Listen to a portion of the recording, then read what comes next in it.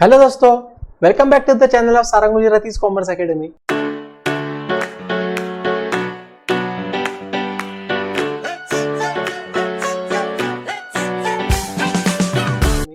कैसे हो आप सब लोग? आई होप आप सब लोग बहुत अच्छे होंगे।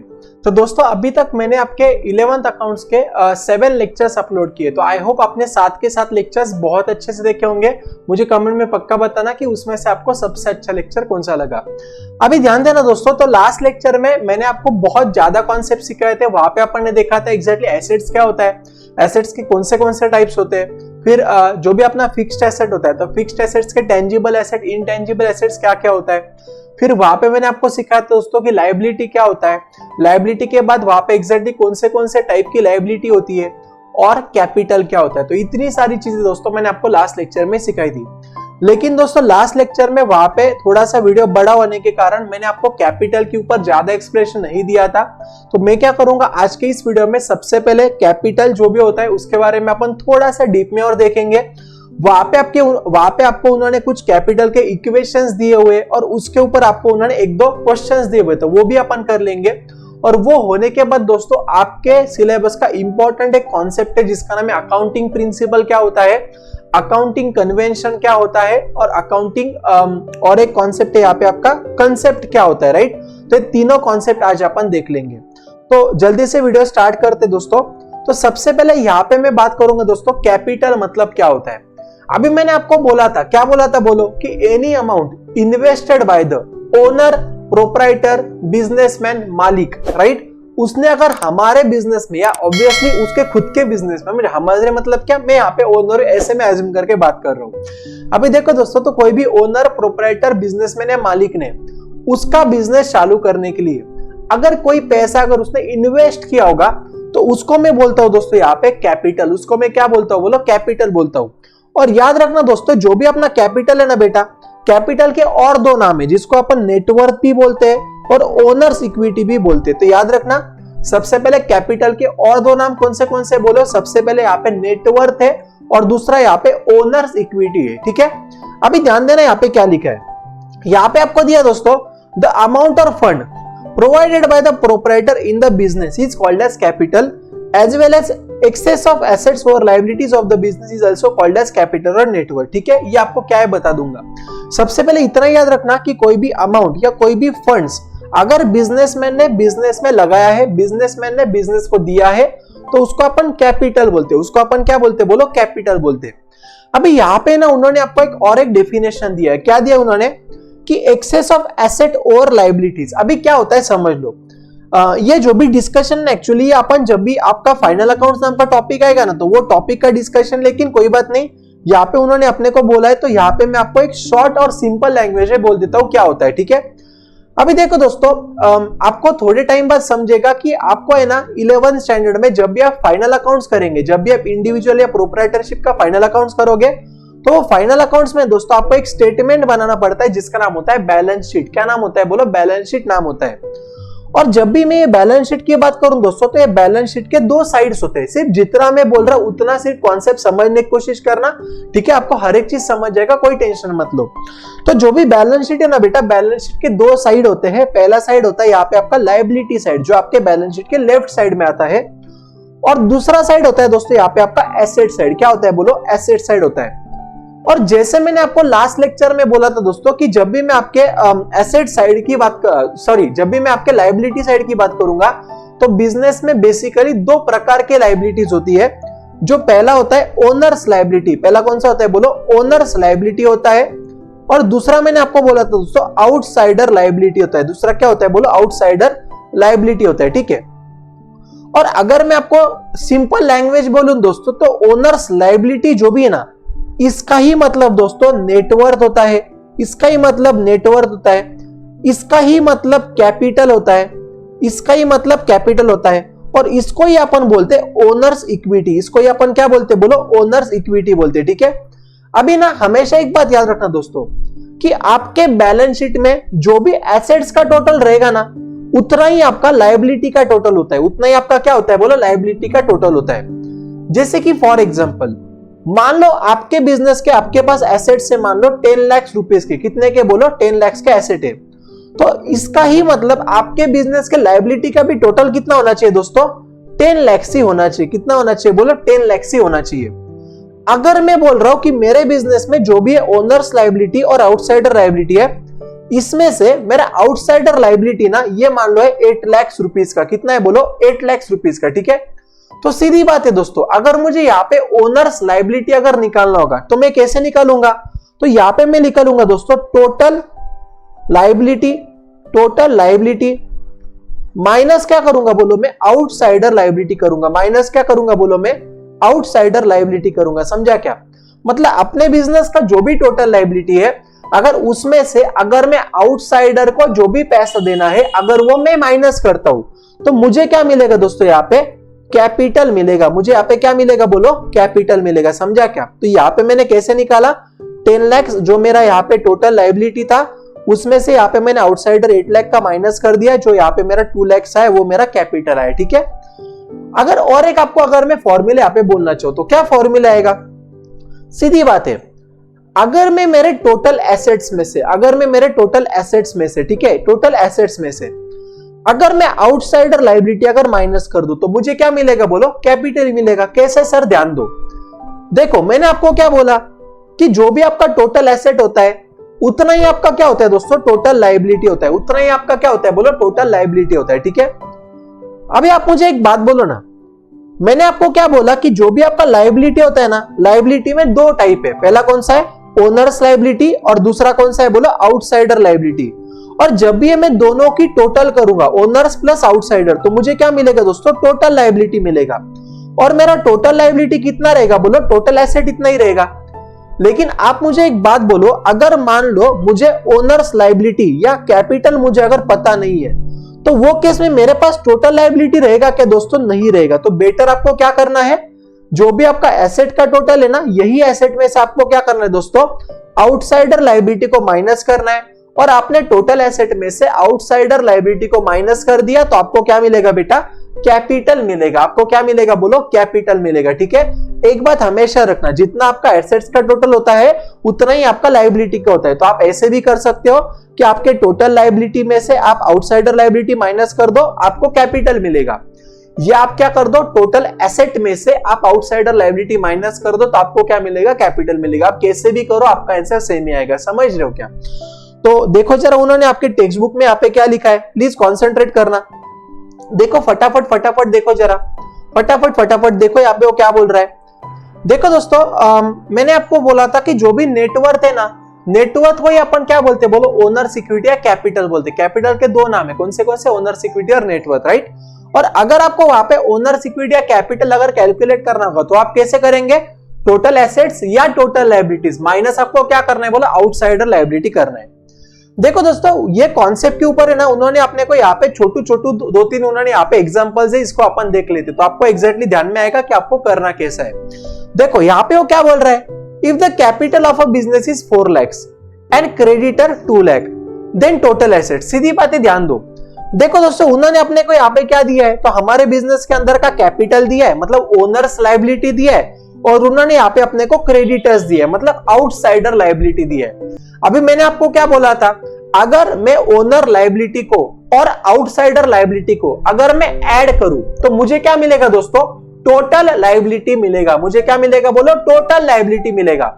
और हमेशा याद रखना कि जो भी आपका टोटल लायबिलिटी का होता है ना, मतलब आपका जो भी टोटल लायबिलिटी होता है ना, उतना ही आपका दोस्तों टोटल एसेट्स होता है। क्योंकि आपका लायबिलिटीज और एसेट्स हमेशा क्या होता है बोलो, इक्वल होता है, सेम टू सेम होता है, उतना ही होता है। समझ रहे हो, तो यहाँ पे आपको अगर एसेट्स निकालने के लिए बोला तो आप कैसे निकालेंगे बोलो, आउटसाइडर्स लायबिलिटी प्लस कैपिटल। देखो दोस्तों, उन्होंने आपके टेक्स्ट बुक में दिया हुआ नहीं है कि लायबिलिटी में 2 टाइप होते हैं, आउटसाइडर लायबिलिटी और ओनर्स लायबिलिटी, राइट। लेकिन ये 100% बराबर है, ये आपके अंडरस्टैंडिंग के लिए मैंने अपने लैंग्वेज में आपको समझा दिया, ठीक है। अभी दूसरा देखो, यहाँ पे वो क्या बोल रहा है कि टोटल एसेट्स आर 1,50,000, ठीक है, एंड आउटसाइडर्स लायबिलिटी आर 50,000। अभी मैंने आपको क्या बोला था दोस्तों कि जो भी अपना लायबिलिटी होता है वो 2 प्रकार का, एक तो ओनर्स लायबिलिटी मतलब कैपिटल, और आउटसाइडर्स लायबिलिटी। और उन्होंने हमको यहाँ पे क्या दिया है, तो टोटल एसेट दिया है। तो अगर आप मुझे बोलो ना कि अगर टोटल एसेट्स में से अगर मैं आउटसाइडर लायबिलिटी माइनस कर दूं तो क्या मुझे कैपिटल मिलेगा कि नहीं मिलेगा? 100% मिलेगा, क्योंकि मैंने आपको बोला था जितना एसेट्स का टोटल होता है उतना ही लायबिलिटी का होगा। और अगर मुझे टोटल एसेट्स के टोटल पे से टोटल लायबिलिटी का फिगर मिल जाएगा और टोटल लायबिलिटी में से अगर मैं आउटसाइडर का लायबिलिटी अगर माइनस कर दूं तो मुझे क्या मिलेगा मेरे यारो? कैपिटल मिलेगा। समझा क्या? तो यहाँ पे मेरा कैपिटल कितना आएगा बोलो? Total assets minus outsider liability. तो कितना आएगा बोलो दोस्तों? 1,50,000 माइनस 50,000, तो मेरा यहाँ पे आएगा 1 लाख। समझ रहे हो? ये बस आपके अंडरस्टैंडिंग के लिए, ये आपको एग्जाम में आने वाला नहीं है, ठीक है। आगे यहाँ पे क्या लिखा है देखो जल्दी से। If the total assets of the business are 5 lakhs and outside liability are 2 lakhs, the owners equity और capital is equal to how much? ठीक है, देखो जल्दी से, अभी अच्छे से ध्यान देना। क्या बोल रहे हैं यहाँ पे? टोटल एसेट आपको दिया है, कितना है बोलो? 5 लाख है। अगर टोटल एसेट में से अगर अपन आउटसाइडर लायबिलिटी अगर माइनस कर देंगे तो क्या मिलेगा बोलो? कैपिटल। तो 5 लाख में से 2 लाख अगर मैं माइनस करूंगा तो मेरा कैपिटल कितना आएगा बोलो? यहाँ पे 3 lakhs आएगा। समझ रहे हो? तो ये अपना लास्ट लेक्चर में वीडियो बड़ा होने के कारण ये डिस्कशन में नहीं किया था कैपिटल का, जो इस वीडियो में मैंने आपको कर दिया, ठीक है। अभी ना दोस्तों आगे ना दोस्तों यहाँ पे अपन कुछ इंपॉर्टेंट कॉन्सेप्ट पढ़ेंगे, राइट, जिसमें से सबसे पहला यहाँ पे आपका है अकाउंटिंग कॉन्सेप्ट मतलब क्या, दूसरा यहाँ पे मैं आपको बताऊंगा अकाउंटिंग कन्वेंशन क्या, और तीसरा यहाँ पे मैं बताऊंगा आपको अकाउंटिंग प्रिंसिपल क्या। और उसके बाद यहाँ पे अपन पढ़ेंगे कि अकाउंटिंग कॉन्सेप्ट्स का क्या इंपॉर्टेंस है, क्यों अकाउंटिंग कॉन्सेप्ट से इंपॉर्टेंट, ठीक है। अभी मैं क्या करूंगा दोस्तों, यहाँ पे ना अपन टेक्स्ट बुक का बाद में पढ़ लेंगे। मैंने ना यहाँ पे आपके लिए कुछ मेरे लैंग्वेज में वहां पे आपको मैंने लिख के दिया है, तो आप सब लोग क्या करना, यहाँ पे मैंने आपको अकाउंटिंग कॉन्सेप्ट्स क्या होता है, अकाउंटिंग प्रिंसिपल क्या होता है और अकाउंटिंग कन्वेंशन क्या होता है, ये तीनों चीजें दोस्तों यहाँ पे मैंने मेरे लैंग्वेज में लिख के दिया है, ठीक है। तो ये सब लोग आप आपके जो भी नोटबुक मैंने आपको बोला था, राइट, आपने नोटबुक बनाया कि नहीं मुझे कमेंट में पक्का बताना, ठीक है। तो ये नोटबुक मैंने आपको बोला था, उसके अंदर आप वीडियो पॉज करके लिख लेना, समझ रहे हो।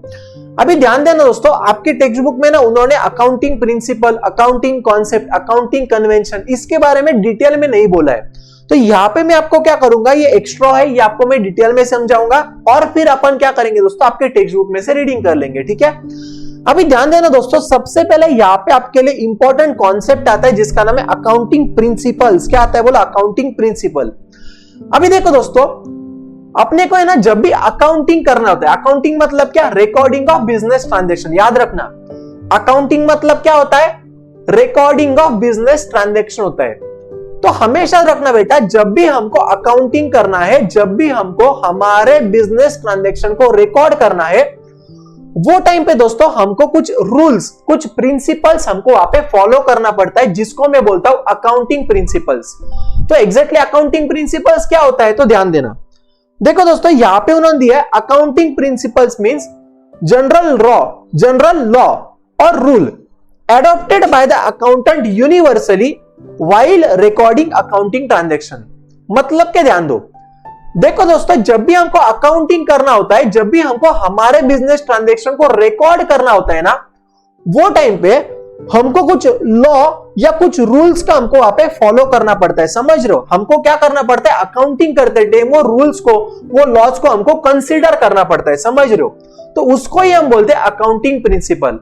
और याद रखना दोस्तों, ये जो भी अकाउंटिंग प्रिंसिपल है ना, तो अपने दुनिया में जितने भी लोग अकाउंटिंग करना चाहते हैं, वो सभी लोगों को वो अकाउंटिंग प्रिंसिपल को, वो अकाउंटिंग रूल्स को, वो लॉज को फॉलो करना कंपलसरी है। सर ऐसा क्यों?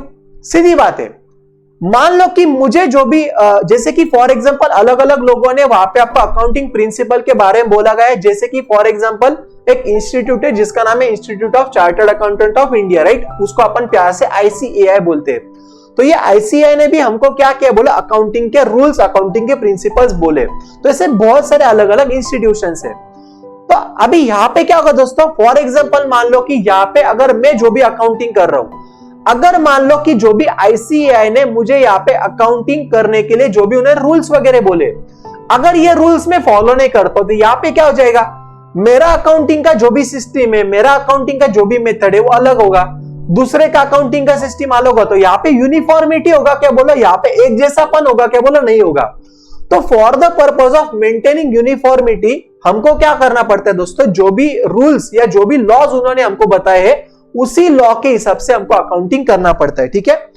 जैसे कि फॉर एग्जांपल अगर आप बोलेंगे कि सर एखाद्या अकाउंटिंग प्रिंसिपल का वहां पे आप हमको एग्जांपल दे सकते हो, तो जरूर दे सकता हूं। देखो, जब भी हमारे पास at the end of the year कुछ स्टॉक होता है, राइट, अपने बिजनेस में जब भी अपना अकाउंटिंग ईयर क्लोज हो जाएगा तो वो टाइम पे अपने पास कुछ ना कुछ स्टॉक बचेगा, तो उसको हम बोलते हैं दोस्तों क्लोजिंग स्टॉक। उसको हम क्या बोलते हैं, बोलो क्लोजिंग स्टॉक बोलते हैं। तो ध्यान देना दोस्तों, ये जो भी क्लोजिंग स्टॉक है ना, तो वहां पे अकाउंटिंग स्टैंडर्ड 2 करके एक अकाउंटिंग स्टैंडर्ड जिसका नाम है अकाउंटिंग फॉर इन्वेंटरीज, तो वहां पे लिखा हुआ है दोस्तों कि जो भी अपना स्टॉक है, जो भी अपना इन्वेंटरी है ना, उसको हमको रिकॉर्ड करना पड़ता है कॉस्ट और market price which ever is lower. कैसे करना पड़ता है, बोलो कॉस्ट और market price which ever is lower. तो ये क्या है, बोलो अकाउंटिंग प्रिंसिपल है। अगर आपको बोलना चाहो तो जैसे कि फॉर एग्जांपल आगे जाके आपको मैं सिखाऊंगा, लेकिन अभी के लिए याद रखना कि फिक्स्ड एसेट्स जो भी होता है ना, उसके ऊपर डेप्रिसिएशन होता है, तो वो डेप्रिसिएशन के अलग अलग मेथड्स होती है। तो अकाउंटिंग प्रिंसिपल आपको क्या बोलता है कि एक बार अगर आपने कोई भी मेथड ऑफ डेप्रिसिएशन अगर आपने चूज कर लिया, तो आपको वही मेथड को फॉलो करना है अनलेस एंड अनटिल वहां पे चेंज करने की जरूरत हो। तो वो बाकी की चीजें बाद में बोलूंगा, लेकिन इतना ही याद रखना कि ये सब क्या बोला आपके रूल्स है, ये सब क्या बोला आपके लिए अकाउंटिंग प्रिंसिपल्स है। कॉन्सेप्ट समझ रहे हो क्या? अभी अगला यहाँ पे कॉन्सेप्ट है दोस्तों जिसका नाम है अकाउंटिंग कॉन्सेप्ट्स। क्या नाम है, बोलो अकाउंटिंग कॉन्सेप्ट्स। ठीक है, अभी ध्यान देना। देखो दोस्तों, अकाउंटिंग कॉन्सेप्ट मतलब क्या होता है, तो ध्यान दो। जब भी ना दोस्तों हमको अकाउंटिंग करना होता है ना, तो वो टाइम पे हमको कुछ ना कुछ एजम्पशंस को फॉलो करना पड़ता है। वहां पे कुछ ना कुछ चीजों को वहां पे हमको कांस्टेंट रखना पड़ता है, तो ही हम अकाउंटिंग कर सकते हैं, अदरवाइज हम अकाउंटिंग नहीं कर सकते। ठीक है, तो जो भी चीजों को वहां पे हम फॉलो कर रहे हैं, जो भी एजम्पशन रख के हम अकाउंटिंग कर रहे हैं, उसको हम बोलते हैं दोस्तों अकाउंटिंग कॉन्सेप्ट। उसको हम क्या बोलते हैं, बोलो अकाउंटिंग कॉन्सेप्ट। समझ रहे हो क्या? तो देखो यहाँ पे मैंने क्या लिखा है, बेसिक एजम्पशंस और फंडामेंटल प्रपोजिशंस विद इन विच, मतलब जिसके अंदर हम अकाउंटिंग कर रहे हैं, जिसको फॉलो करके हम अकाउंटिंग कर रहे हैं, उसको हम बोलते हैं अकाउंटिंग कॉन्सेप्ट्स, जो अपन को अगले लेक्चर में पढ़ना है। वहां पे बहुत सारे 8-9 प्रकार के 10 प्रकार के वहां पे आपको आपके टेक्स्ट बुक में उन्होंने अकाउंटिंग कॉन्सेप्ट्स बोले जो बहुत इंपॉर्टेंट है। जैसे कि फॉर एग्जांपल अगर मैं अकाउंटिंग कॉन्सेप्ट का एग्जांपल देना चाहूं, बिजनेस एंटिटी कॉन्सेप्ट होता है, गोइंग कंसर्न कॉन्सेप्ट होता है, फिर वहां पे मटेरियलिटी कॉन्सेप्ट होता है, राइट। तो हम जब भी अकाउंटिंग करते तो हमको क्या करना पड़ता है, ये सभी कॉन्सेप्ट्स को हमको एज्यूम करके अकाउंटिंग करना पड़ता है। समझ रहे हो क्या? तो इतना ही याद रखना, अकाउंटिंग कॉन्सेप्ट मतलब कुछ नहीं, जब भी हम अकाउंटिंग करेंगे तो वो टाइम पे कुछ चीजों को हमको वहां पे कांस्टेंट रखना पड़ेगा, फिर अकाउंटिंग करना पड़ेगा। तो that is what your accounting concept is. समझ रहे हो क्या? अभी तीसरा कॉन्सेप्ट है दोस्तों यहाँ पे आपका अकाउंटिंग कन्वेंशन। क्या है, बोलो अकाउंटिंग कन्वेंशन। अभी ध्यान दो यार, देखो अभी आपने क्या किया, अकाउंटिंग प्रिंसिपल को फॉलो किया, आपने क्या किया, अकाउंटिंग कॉन्सेप्ट को फॉलो किया, और फिर आपने अकाउंटिंग किया। तो जब भी आप अकाउंटिंग प्रिंसिपल को, अकाउंटिंग कॉन्सेप्ट को फॉलो करते हो और आप अकाउंटिंग करते हो, राइट, तो वो अकाउंटिंग करने के बाद आपको उसमें से कुछ ना कुछ आउटकम आता है, उसमें से कुछ ना कुछ आपको वहां पे रिजल्ट आता है। समझ रहे हो क्या? तो अकाउंटिंग कन्वेंशन मतलब कुछ नहीं होता है दोस्तों, जो भी आपने अकाउंटिंग किया है, वो अकाउंटिंग करने के बाद आपको जो भी आउटकम मिल रहा है, उसको अपन बोलते हैं अकाउंटिंग कन्वेंशन। उसको अपन क्या बोलते हैं, बोलो अकाउंटिंग कन्वेंशन बोलते हैं।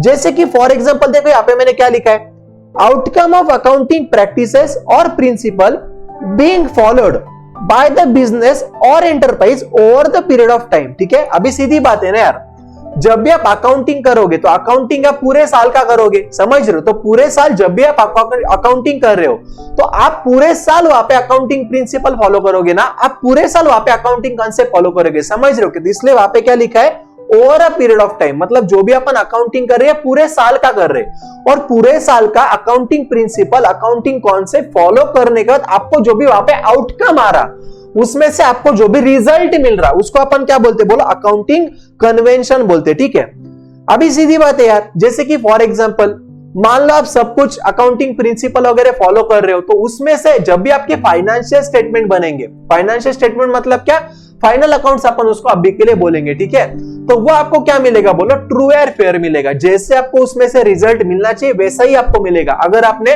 प्रॉपर अकाउंटिंग प्रिंसिपल को फॉलो किया है, प्रॉपर अकाउंटिंग कॉन्सेप्ट को फॉलो किया, और फिर अगर आपने अकाउंटिंग किया है, तो उसमें से जो भी आपके फाइनेंशियल स्टेटमेंट बनेंगे वो आपके ट्रू एंड फेयर बनेंगे। That is what your accounting, उसको अपन बोलते हैं आउटकम ऑफ योर अकाउंटिंग। समझ रहे हो क्या?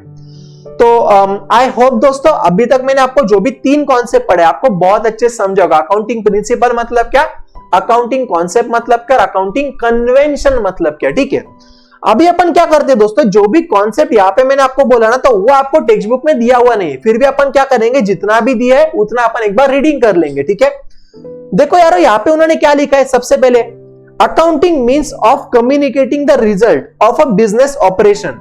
यहाँ पे चाहिए तो आप लिख के रख सकते हो। बिजनेस ऑपरेशन का मतलब होता है दोस्तों बिजनेस ट्रांजैक्शन। बिजनेस ऑपरेशन मतलब क्या, जो भी आप ट्रांजैक्शन करते हैं उसको अपन बिजनेस ऑपरेशन बोलते हैं। To various parties interested in our connected with the business. अभी देखो यार बात बड़ी सिंपल है, जब भी आप बिजनेस कर रहे हो ना, तो अपने बिजनेस का जो भी आउटकम है वो अलग अलग लोगों को जानना जरूरी है। जैसे कि फॉर एग्जांपल अपने बिजनेस के अंदर जो भी ओनर है, मालिक है, प्रोपराइटर है, उसको पता चाहिए कि अपने बिजनेस में प्रॉफिट हो रहा है कि नहीं हो रहा है। जैसे कि साथ साथ जो भी क्रेडिटर्स होते हैं, इन्वेस्टर्स होते हैं, बैंक्स होते हैं, फाइनेंशियल इंस्टीट्यूशंस होते हैं, गवर्नमेंट होते हैं, आउटसाइडर एजेंसी जो भी होती है, ये सबको मिला के अपन बोलते हैं स्टेक होल्डर्स। याद रखना क्या बोलते हैं इसको अपन, स्टेक होल्डर्स। उनका अपने बिजनेस में कोई ना कोई राइट है, तो उसके वजह से दोस्तों वो सभी लोगों को हमारे बिजनेस का फाइनेंशियल पोजीशन, हमारे बिजनेस का स्टेटस उनको जानना जरूरी है। तो वो कौन मदद करता है, अकाउंटिंग मदद करता है। क्योंकि जब भी अपन अकाउंटिंग करते हैं तो अपन सभी बिजनेस ट्रांजैक्शन हमारे बुक में रिकॉर्ड करते हैं, और वो सभी बिजनेस ट्रांजैक्शन रिकॉर्ड करने के बाद वहां पे अपने को एक आउटकम मिलता। तो ये क्या करता है बोलो, अकाउंटिंग की वजह से क्या होता है बोलो, अपने बिजनेस के बारे में लोगों को कम्युनिकेट होता है। ठीक है, आगे देखो क्या बोल रहा है, प्लीज ध्यान देना। तो इसलिए यहाँ पे क्या बोल रहा है, hence it is rightly called as the language of business. तो हमेशा रखना, आपको एमसीक्यू में आ सकता है, क्या आएगा कि dash dash is also called as language of business. क्या आ सकता है बोलो, dash dash is also called as language of business. उसका आंसर क्या रहेगा बोलो, अकाउंटिंग। उसका आंसर क्या रहेगा बोलो, accounting is the language of business. समझ रहे हो क्या, एकदम टकाटक सर, अब कोई टेंशन मतलब, बहुत अच्छी बात है। देखो आगे उन्होंने क्या लिखा है यहाँ पे, accounting is not only associated with the business but also with everybody who is interested in the keeping an account of the monetary transaction. देखो वो क्या बोल रहा है मालूम है क्या, कि सिर्फ आप बिजनेस कर रहे हो मतलब ही आपको अकाउंटिंग करना है, ऐसा बिल्कुल नहीं है। आपने देखा होगा दोस्तों कि आपके घर में जब भी आपके पापा आपके मम्मी को हर मंथ में कुछ ना कुछ पैसा देते होगे, राइट, कुछ ना कुछ वहां पे आपको अमाउंट देते होगे आपके मम्मी को, राइट। तो वो मम्मी को कितना पैसा आया, फिर वो पैसा मम्मी ने कहां पे खर्चा किया, तो ये सभी चीजें आपकी मम्मी रिकॉर्ड करके रखती कि नहीं रखती, बोलो रिकॉर्ड करके रखती है एक छोटी से डायरी में। समझ रहे हो, तो जरूरी नहीं दोस्तों कि सिर्फ जो भी अकाउंटिंग है बिजनेस ही करेगा, जरूरी नहीं है।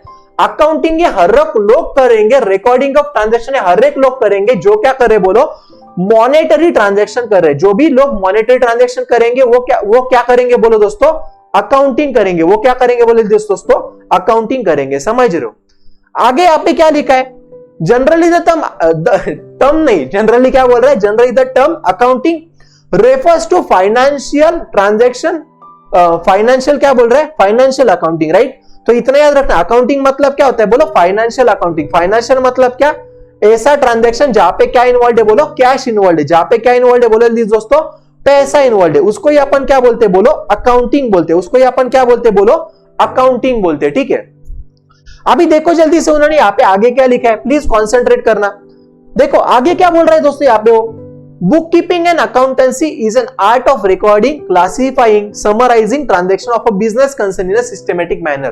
तो जब भी मैं आपको बुक कीपिंग और अकाउंटेंसी क्या होता है ये सिखाऊंगा ना, तभी अपन इसको देख लेंगे। ठीक है, अभी देखो यहाँ पे फटक करके लास्ट कॉन्सेप्ट है आज के लेक्चर का, इंपॉर्टेंस ऑफ अकाउंटिंग कॉन्सेप्ट। तो अकाउंटिंग कॉन्सेप्ट क्यों जरूरी है, क्यों इंपॉर्टेंट है, तो देखो सबसे पहले अगर अपन ने अकाउंटिंग कॉन्सेप्ट अगर यूज किया तो उसकी वजह से जो भी अपने फाइनेंशियल स्टेटमेंट, मतलब जब भी अपन अपने फाइनल अकाउंट्स बनेंगे तो वो रिलायबल होगा, मतलब वो भरोसेमंद होगा। समझ रहे हो, वो अपने को ट्रू एंड फेयर व्यू बताएगा।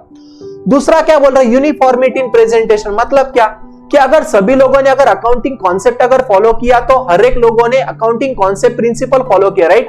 तो उसकी वजह से क्या होगा, सबके अकाउंटिंग में यूनिफॉर्मिटी मेंटेन रहेगा, जो रहना बहुत जरूरी है। फिर आगे क्या बोल रहे हैं, generally acceptable basis of measurement. मतलब क्या दोस्तों, सीधी बात है कि अगर आपने अकाउंटिंग कॉन्सेप्ट को अगर फॉलो किया होगा तो ही आपके फाइनेंशियल स्टेटमेंट वैलिड माने जाएंगे, तो ही सब लोग जैसे बैंक से, फाइनेंशियल इंस्टीट्यूशन से, गवर्नमेंट उसको एक्सेप्ट करेगा। अदरवाइज एक्सेप्ट करेगा क्या बोलो, नहीं करेगा, क्योंकि वहां पे आपने अकाउंटिंग कॉन्सेप्ट को फॉलो ही नहीं किया है।